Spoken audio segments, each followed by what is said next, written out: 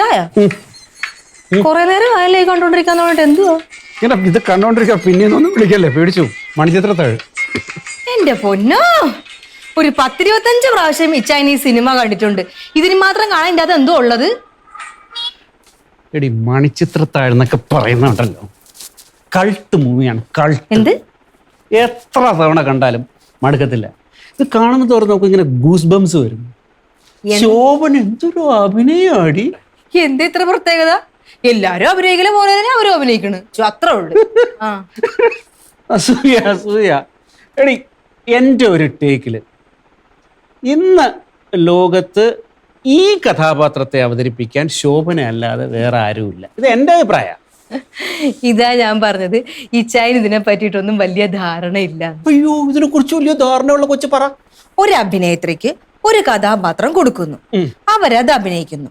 ശോഭനയ്ക്ക് ഈ സിനിമയിൽ കുറച്ച് വട്ടമുള്ള ഒരു കഥാപാത്രമാണ് കൊടുത്തത് അവരത് നന്നായിട്ട് അഭിനയിച്ചിട്ടുണ്ട് വേറൊരു സിനിമയിൽ നല്ല നോർമൽ ആയിട്ടുള്ള ഒരു ക്യാരക്ടർ കൊടുക്കും അവരത് അഭിനയിക്കും എല്ലാ അഭിനയം തന്നെ കഷ്ടം തന്നെ കേട്ടാ എന്ത് വെറുതെ അല്ല നിനക്ക് അസൂയാണെന്ന് പറഞ്ഞ എടി എൻ്റെ പൊന്നുമോളെ എന്തൊക്കെ നീ പറഞ്ഞാലും ശോഭന ഈസ് ശോഭന അതുകൊണ്ടല്ലേ എടി നാഷണൽ അവാർഡ് വരെ കിട്ടിയത് എന്നാ പെർഫോമൻസ് ഷീസ് ഔട്ട്സ്റ്റാൻഡിങ് എടി ഈ സിനിമയിലെ ഒരാള് തന്നെ 2 കഥാപാത്രമായിട്ടാ ചെയ്തിരിക്കുന്നത് ആണോ അത്ര എളുപ്പമൊന്നുമല്ല ശോഭന ഈസ് ശോഭന ഒരാള് ഒരു സിനിമയിൽ ഒരു കഥാപാത്രം അഭിനയിക്കാമെങ്കിൽ 2 കഥാപാത്രം അഭിനയിക്കാൻ എന്ത് ഇത്ര പാട് കമലഹാസൻ തന്നെ ഒരു സിനിമയിൽ 100 കഥാപാത്രമായിട്ട് വരെ അഭിനയിച്ചിട്ടുണ്ട് ഇതിനെയാണ് ഞാൻ അസൂയ എന്ന് പറയുന്നത് എടി ഒരു പെണ്ണിനെ അംഗീകരിക്കാൻ ഒരു പെണ്ണിന് പറ്റുന്നില്ല ശോഭന പെണ്ണായിപ്പോയി കമലഹാസൻ ആണായതുകൊണ്ട് ശോഭനക്ക് ഏഹേ കമലഹാസന്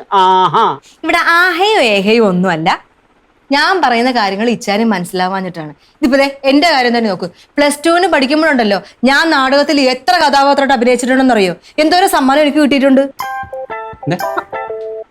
ഒരു നാടകത്തിൽ നീ ഒരുപാട് കഥാപാത്രം വേറെ ആരും അഭിനയിച്ചില്ല നീ ഒറ്റയ്ക്ക് അഭിനയിച്ചോ സംശയം ഉണ്ടായിച്ചേന് എടി നീ അഭിനയിച്ചതാ എന്ത് കേട്ടില്ലേ ചെവിക്ക് വല്ല കുഴപ്പമുണ്ടോ സംശയം ഉണ്ടല്ലേ ചേച്ചന് സംശയം ഉണ്ടോ വേണ സംശയം ഉണ്ടെങ്കിലല്ലേ അപ്പച്ചനെ വിളിച്ച് ചോദിച്ചു നോക്ക് അപ്പച്ചൻ പറഞ്ഞുതരും എന്റെ സമ്മാനത്തിന്റെ കണക്കൊക്കെ ഈ അഭിനയം എന്ന് പറയുന്നത് നീ എന്റെ മുന്നിൽ കാണിക്കുന്ന ഈ പരിപാടിയല്ല അഭിനയം എന്ന് പറഞ്ഞാൽ മനസ്സിന്റെ ഉള്ളിൽ ആ ടാലന്റ് ഉണ്ടാവും നീ ഒരു ദിവസം ഒരു കഥാപാത്രമല്ല ചെയ്യുന്നത് ഒരു 9 കഥാപാത്രമെങ്കിലും എന്റെ മുന്നിൽ ചെയ്യും ഇത് അതുപോലെ അല്ല മോളെ this is real talent raw talent എന്നൊക്കെ പറയൂലേ ഇംഗ്ലീഷ് പറഞ്ഞൊന്നും പേടിപ്പിക്കണ്ട അഭിനേതാവേ എന്തോ എന്റെ പൊന്നു മക്കൾക്ക് വേറെ ജോലി ഒന്നും ഇല്ലേ നാഷണൽ അവാർഡ് വിന്നർ ആലീസേ നാടകത്തിലെ എല്ലാ കഥാപാത്രവും ഇവളേക്ക് ചാട്ടവാറിട്ടടിക്കണം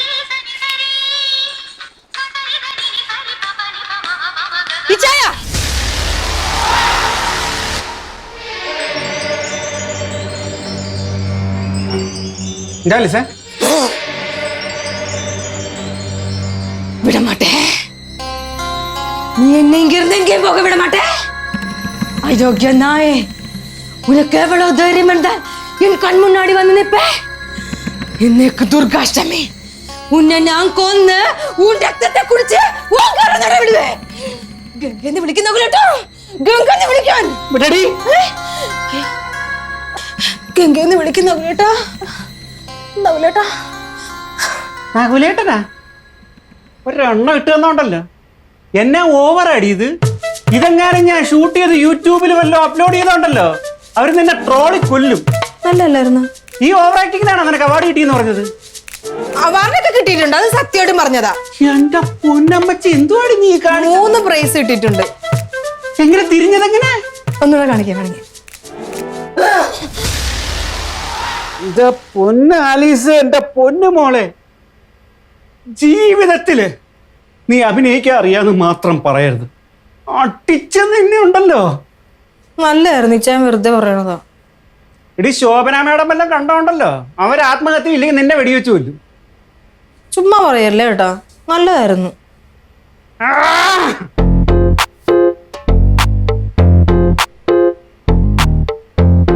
കുറച്ച് ഓറല്ലേ ഉണ്ടായിരുന്നുള്ളൂ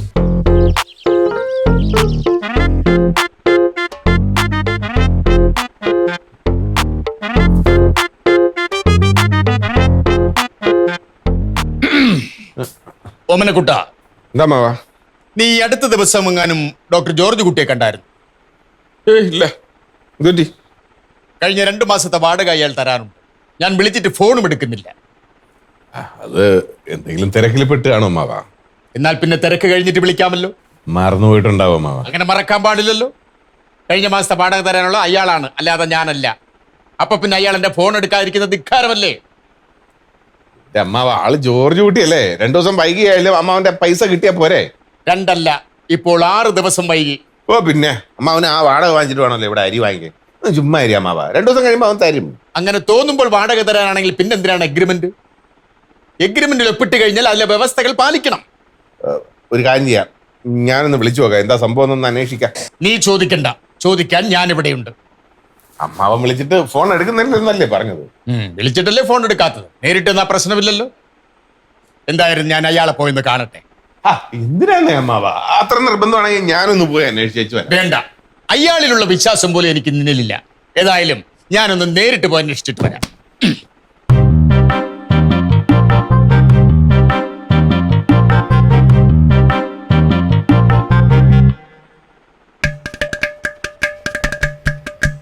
സുലേനെ, എടി സംഗതി പ്രശ്നമായി. അമ്മാവൻ ജോർജ് കുട്ടിയെ കാണാൻ പോണെന്ന്. അതിനെന്താ?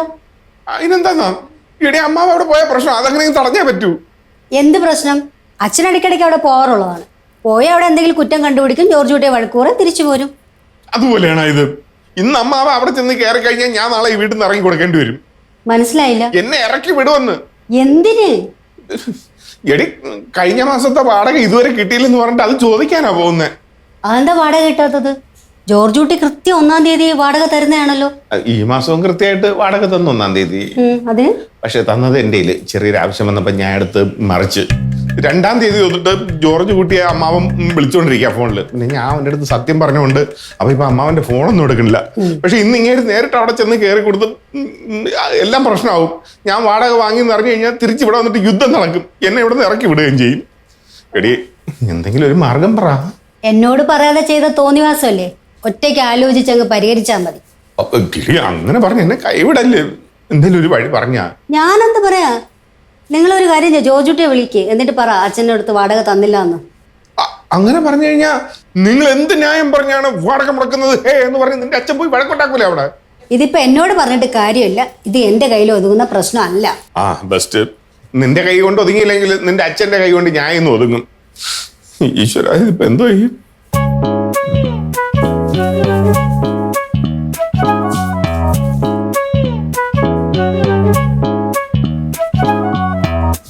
ഹലോ,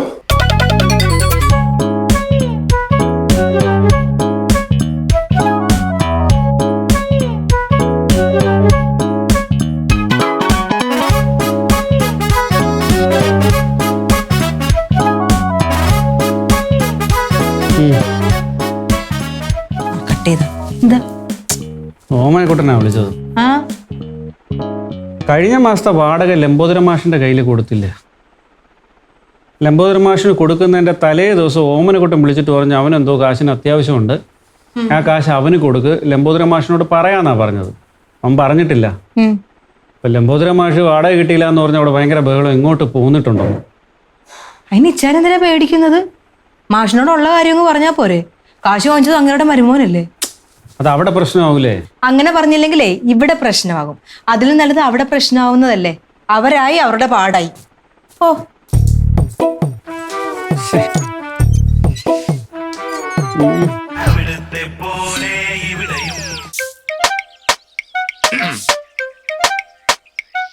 അച്ഛാ, അച്ഛൻ എങ്ങോട്ട് പോകുന്നു അച്ഛാ? എനിക്ക് ആ ജോർജ് കുട്ടിയെ ഒന്ന് കാണണം. കഴിഞ്ഞ മാസത്തെ വാടക ഇതുവരെ കിട്ടിയിട്ടില്ല. അതിനെന്തിനാ അച്ഛാ അങ്ങ് പോകുന്നത്?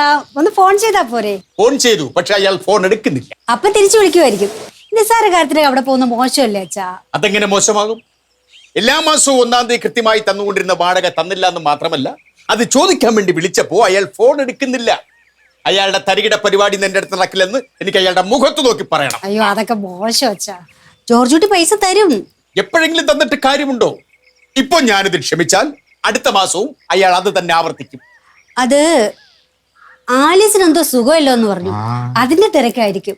അല്ലെങ്കിൽ അവർ കൃത്യസമയത്ത് വാടക തരുന്നേ. ആലീസിന് എന്താണ് അസുഖം? അതറിയില്ല. എന്തായാലും ഒരാൾക്ക് അസുഖമായിട്ടിരിക്കുകയല്ലേ, അപ്പൊ അങ്ങോട്ട് പോകുന്നത് ശരിയാണോ? അതും കാശും ചോദിച്ചുകൊണ്ട്. ശരിയല്ല. അസുഖമാണെങ്കിലും അല്ലെങ്കിലും വാടക തരണമല്ലോ. അത് മുടക്കാൻ പറ്റില്ല. ഞാൻ ഇന്ന് കാശുമായേ വരൂ. അമ്മാവ, ജോർജ് കുട്ടി ഒരു മാന്യനാണ്. അയാളുടെ അടുത്തൊക്കെ ഇങ്ങനെ നിസ്സാര കാശ് ചോദിച്ചു ചെല്ലുന്നത് ശരിയല്ല എന്നാണ് എന്റെ ഒരു ഇത്. നിസ്സാര കാശല്ല, കൃത്യം 14,000 ഇന്ത്യൻ രൂപ. അതെനിക്ക് കിട്ടിയേ പറ്റൂ. അതെനിക്ക് വളരെ വലുതാണ്. അമ്മാവ, അയാളൊരു ഡോക്ടറല്ലേ, നമ്മളിതൊക്കെ പറഞ്ഞു കഴിഞ്ഞാൽ അയാൾക്കതൊരു ഇൻസൾട്ട് ആവില്ലേ? അങ്ങനെ ആകാതിരിക്കണമെങ്കിൽ കൃത്യമായിട്ട് വാടക തരണമായിരുന്നു. ഇന്ന് ഞാൻ അവിടെ പോയി ബഹളം ഉണ്ടാക്കുന്നതോട് ഡോക്ടർക്ക് എന്റെ സ്വഭാവം പിടികിട്ടും. മോനെ ഓമനക്കുട്ട, ദേ ഞാൻ വളരെ കഷ്ടപ്പെട്ട് ബുദ്ധിമുട്ടി ഉണ്ടാക്കിയ വീടാ. അതിന്റെ വാടക എനിക്ക് കിട്ടിയേ പറ്റൂ. തന്നില്ലെങ്കിൽ ആലീസും ഡോക്ടറും ഇന്ന് തന്നെ അവിടെ നിന്ന് താമസം മാറേണ്ടി വരും.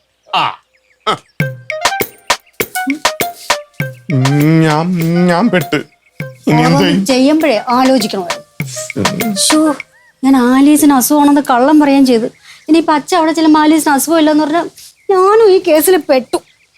ആ ഫോണിങ് എടുക്ക്, ഞാനത് ആലീസിനെ വിളിക്കട്ടെ. ലോക്ക് മാറ്റിത്താ. ഫിംഗർ.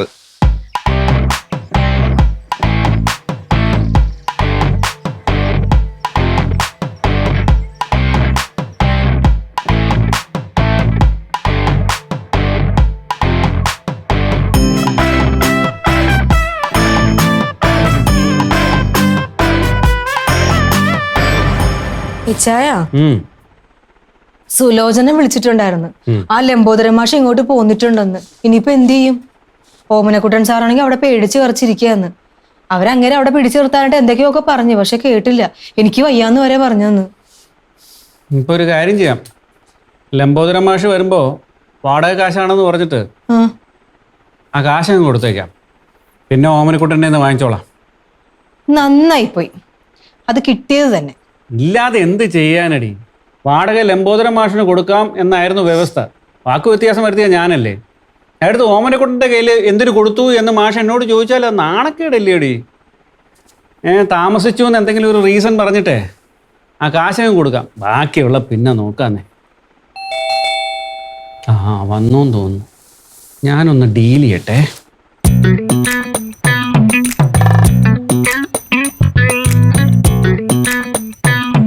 മാഷായിരുന്നു, ഇരിക്കും. കാണുമ്പോൾ നിങ്ങൾ അഭിനയിക്കുന്ന ഈ മാന്യതയൊന്നും നിങ്ങളുടെ പ്രവൃത്തിയിലില്ലല്ലോ. എന്റെ മരുമകനെ പോലെ നിങ്ങളും ഒരു ഉടായിപ്പാണെന്നാണ് ഞാനിപ്പോ മനസ്സിലാക്കുന്നത്. എന്തു പറ്റി പക്ഷേ? കാര്യം എന്താണ് നിങ്ങൾക്കറിയാം. കഴിഞ്ഞ മാസത്തെ വാടക തരാനുള്ളത് ഈ മാസം 1-ാം തീയതിയാണ്. പക്ഷേ തന്നില്ല. മാഷേ, അതെന്താന്ന് 2-ാം തീയതി തരുമെന്ന് ഞാൻ പ്രതീക്ഷിച്ചു, കിട്ടിയില്ല. അത് പ്രശ്നം. 3-ാം തീയതി തരുമെന്ന് ഞാൻ ഉറപ്പായും പ്രതീക്ഷിച്ചു, തന്നില്ല. 4-ാം തീയതിയും 5-ാം തീയതിയും തന്നില്ല. ഞാൻ എപ്പോ എടുത്തോണ്ട് വരാം. അതോടുകൂടി ഈ പ്രശ്നം തീരുമല്ലോ. തീരില്ല. കാരണം കഴിഞ്ഞ 5 ദിവസമായി ഞാൻ നിങ്ങളെ ഫോൺ ചെയ്യുന്നു, നിങ്ങൾ ഫോൺ എടുക്കുന്നില്ല. ഒരു കാര്യം പറയാൻ വേണ്ടി ഫോൺ ചെയ്യുമ്പോൾ ഫോൺ എടുക്കാതിരിക്കുന്ന മര്യാദകേടാണ്. മാഷെ, ഞാൻ കുറച്ച് തിരക്കിലായിരുന്നോണ്ടാ. ഞാൻ ഇപ്പൊ കാശ് എടുത്തിട്ട് വരാം. നീ വന്നായിരുന്നോ? ആലീസിനെന്തോ അസുഖമാണെന്ന് സുലോചന പറഞ്ഞു. എന്താ അസുഖം? ആ അസുഖം എന്താണെന്ന് അറിഞ്ഞാലേ മാഷ് പേടിക്കും. ആലീസിന്റെ അസുഖം കേട്ടാ ഞാൻ എന്തിനാ പേടിക്കുന്നത്? അതാ ഈ അസുഖത്തിന്റെ പ്രത്യേകത. നോക്കൂ ആലീസ്, പണമിടപാട് കാര്യത്തിൽ കുറച്ചുകൂടെ കൃത്യത പാലിക്കാൻ നിങ്ങളുടെ ഭർത്താവിനോട് പറയണം. എല്ലാ മാസവും 1-ാം തീയതി വാടക തരണമെന്നാണ് ഈ എഗ്രിമെന്റ്. പക്ഷേ തന്നില്ല. വാടക 2 ദിവസം വൈകിയ ആകാശം എന്താ ഇടിഞ്ഞു വീഴൂ? വൈകരുത്. വൈകിയ താൻ എന്ത് ചെയ്യും? എന്ത് ചെയ്യും പറയടോ? എന്ത് ചെയ്യുമെന്ന്? കൊറേ നാളായി താൻ വാടകയെന്ന് പറഞ്ഞ് കേറി ഇറങ്ങി നടക്കുന്നു. വേണ്ട വേണ്ടെന്ന് വിചാരിക്കുമ്പം താനങ്ങ് കയറി മെയ്യുവാണല്ലേ? ആലീസേ, ഞാൻ ലംബോദരൻ മാഷാണ്.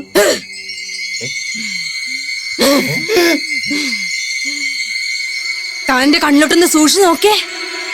നോക്കാൻ ഞാനിപ്പോ ആലീസാണോ? ആലീസാണോന്ന്? ആലീസാണെന്നുള്ളതേ തന്റെ വെറും തോന്നലാ. ഞാനിപ്പോ ആലീസ് അല്ല.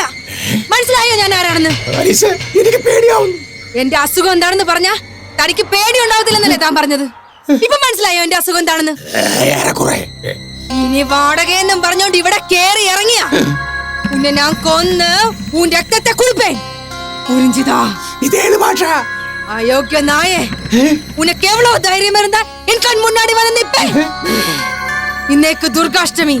ഉന്നെ ഞാൻ കൊന്ന് ഉൻ രക്തത്തെ കുടിച്ച് പോകാൻ നന്നോടുവേ. ആലിസേ, അയ്യോ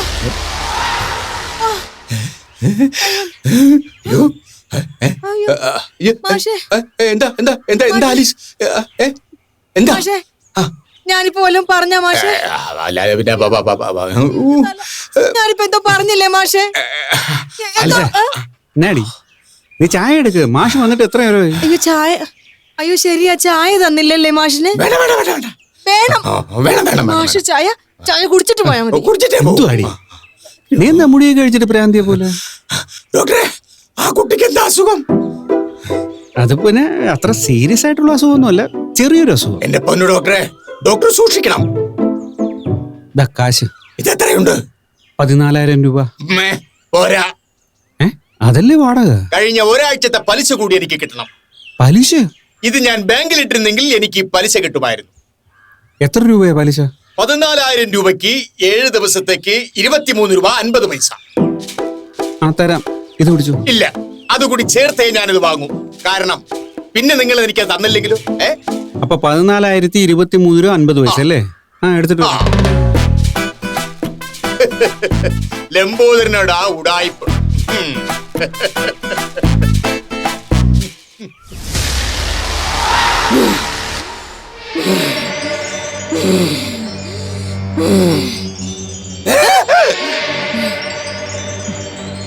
പോയില്ലേ ഇതുവരെ?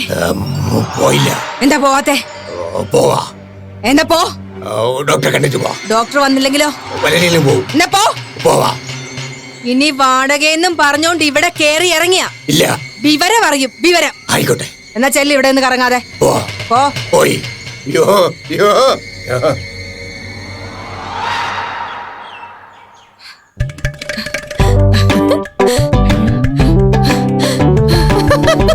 ഇതൊക്കെ ഭ്രാന്തായ? എന്നാടി തനിയെ ചിരിച്ചോണ്ടിരിക്കുന്നത്? മാഷ് പോയോ? പോയി. എവിടെ പോയി? വാടക കൊടുത്തില്ല. വേണ്ടാന്ന് പറഞ്ഞു. വേണ്ടാന്ന് പറഞ്ഞു? പിന്നെ മതിയെന്ന് പറഞ്ഞു. പിന്നെയാ? ആ, ഇനി വാടകയെന്നും പറഞ്ഞോണ്ട് ഉടനെ മാഷ് ഇങ്ങോട്ട് വരുമെന്ന് തോന്നില്ല. എന്തുവാടി സംഭവിച്ചേ? ഇച്ചാനല്ലേ പറഞ്ഞത് എന്റെ അഭിനയം ഭയങ്കര ഓവർ ആക്ടിങ് ആണെന്ന്? അതാണല്ലോ. അത് കുശുമ്പ് കൊണ്ടാണെന്ന് എനിക്കറിയാം. പക്ഷെ എന്റെ കഴിവ് എന്താണെന്നുള്ളത് ലംബോദര മാഷിന് നന്നായിട്ട് മനസ്സിലായിട്ടുണ്ട്. എന്ത്? നമ്മുടെ അഭിനയം ഭയങ്കര ഓവർ ആക്ടിങ്. എന്റെ അഭിനയം എടുത്ത് യൂട്യൂബിലിട്ടാൽ ആളുകൾ ട്രോളും. ഈ ഓവർ ആക്ടിങ് കൊണ്ട് ഗുണമൊക്കെ ഉണ്ട്. അത് വഴിയേ മനസ്സിലായിക്കോളും. കൊറേ ട്രോളന്മാരിറങ്ങിയിരിക്കുന്നു വിമർശിക്കാൻ. എടി നിനക്ക് പ്രാന്തായ? ഇവക്കെന്തിന്റെ കേട്? കുട്ടേട്ടാ ഫോൺ. ആര്? ജോർജ് കുട്ടി. ജോർജ് കുട്ടിയാ? ഭഗവാനെ, എന്റെ കാര്യത്തിൽ ഇതോടെ ഒരു തീരുമാനമായി കാണും. എല്ലാം കൊള്ളായി. നീ ഒരു കാര്യം ചെയ്യ്, ഒരു പരമ്പം തല്ലാണ് എടുത്ത് ആ കാർ പോർച്ചിൽ കൊണ്ടിട്ടേര്. എന്തിന്? എന്തായാലും എന്നെ ഇന്ന് വീട്ടിൽ നിന്ന് പുറത്താക്കും. അപ്പോഴേക്കും അവിടെ എങ്കിലും ചെന്ന് കിടക്കാമല്ലോ. ഹലോ ഓമനക്കുട്ടാ, എന്തായാലും എല്ലാം പൊളിഞ്ഞാ? പൊളിയുമായിരുന്നു. പക്ഷെ ആലീസിന്റെ പെർഫോമൻസിൽ തൽക്കാലം നീ രക്ഷപ്പെട്ടു. എന്ന് വെച്ചാ?